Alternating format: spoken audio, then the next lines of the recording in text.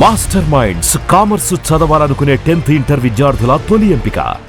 NEET UG 2026 paper leak కేసులో CBI దర్యాప్తు ముమ్మరంగా కొనసాగుతోంది. లీకేజ్ నెట్వర్క్ కు సంబంధించి కీలకంగా ఉన్న వారిని అరెస్టు చేస్తున్నారు. పూణేకు చెందిన బాటనీ లెక్చరర్ మనీషా గురునాథ్ ను సిబిఐ 14 రోజుల కస్టడీలోకి తీసుకుంది. నీట్ యూజీ పేపర్ తయారీ టీంలో మనీషాను ఎక్స్పర్ట్ గా ఎన్టీఏ నియమించింది. బయాలజీ పేపర్ లీక్ లో మనీషాను మాస్టర్ మైండ్ గా భావిస్తోంది సిబిఐ. ఈ కేసులో అరెస్ట్ అయిన ప్రొఫెసర్ కులకర్ణితో పాటు మనీషాకు 14 రోజుల కస్టడీకి అంగీకరించింది న్యాయస్థానం. నీట్ పేపర్ లీక్ కేసులో ఇప్పటి వరకు 9 మందిని అరెస్టు చేశారు. అంశానికి సంబంధించి పూర్తి డీటెయిల్స్ అందించేందుకు మా కరెస్పాండెంట్ వెంకటేష్ ఫోన్ లైన్ ద్వారా అందుబాటులో ఉన్నారు. వెంకటేష్, చెప్పండి, నీట్ పేపర్ లీకేజ్ కేసులో అరెస్టులకు సంబంధించి డీటెయిల్స్ ఏంటి? పేపర్ లీక్ కేసులో ఇప్పటి వరకు 9 మందిని సిబిఐ అరెస్ట్ చేసింది.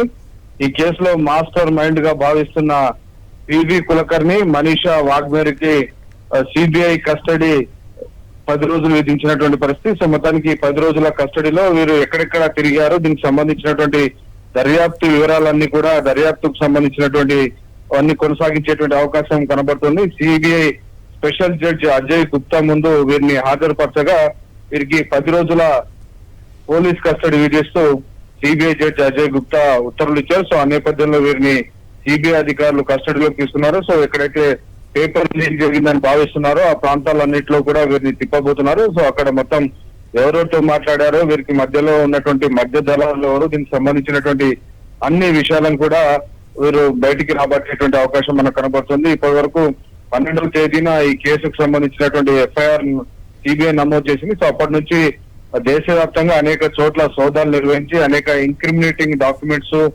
కీలక పత్రాలు సిబిఐ అధికారులు స్వాధీనం చేసుకున్నారు. ఈ కేసులో ప్రధానంగా మాస్టర్ మైండ్ గా భావిస్తున్నటువంటి వ్యక్తి ఎవరైతే ఉన్నారో కులకర్ణి, ఈయన కెమిస్ట్రీ టీజీ లెక్చరర్. ఈయన ఈ నీట్ పేపర్ కు సంబంధించినటువంటి పేపర్ రూపకల్పనలో ఈయన భాగస్వామ్యం ఉంది. వీటితో పాటు మనీషా వాగ్మారే, ఈమె కూడా పేపర్ క్వశ్చన్స్ సంబంధించినటువంటి విషయాల్లో కూడా భాగస్వామ్యం ఉంది. సో ఆ నేపథ్యంలో వీరిద్దరికి సంబంధించినటువంటి కోచింగ్ సెంటర్ల విద్యార్థులకు ప్రత్యేకంగా స్పెషల్ కోచింగ్ క్లాసెస్ పేరుతో విద్యార్థులందరినీ కూడా సమీకరించి వారి వద్ద భారీ ఎత్తున లక్షల రూపాయలు తీసుకొని వారికి పరీక్షలో వచ్చేటువంటి ప్రశ్నలన్నిటిని కూడా లిఖిత పూర్వకంగా వారిని నోట్ డౌన్ చేసుకోమని చెప్పారు. సో ఆ నోట్ డౌన్ చేసినటువంటి నోట్స్ అన్నిటిని కూడా PDF రూపంలో తయారు చేసి అనేక రాష్ట్రాలకు పంపించారు. ఒక్కొక్క విద్యార్థి నుంచి 10 లక్షల నుంచి 30 లక్షల రూపాయల వరకు కూడా వీరు వసూలు చేసినట్టుగా సిబిఐ గుర్తించింది.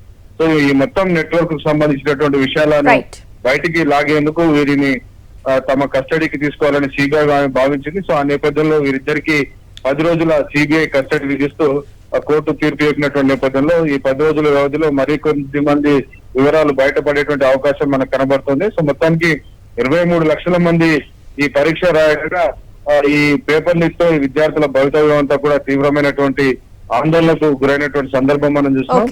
ఈ పరిస్థితుల మధ్యలో కేంద్ర ప్రభుత్వం వచ్చే నెల 21వ తేదీన తిరిగి నీట్ రీ ఎగ్జామ్ నిర్వహించబోతోంది. Right, thank you Venkatesh.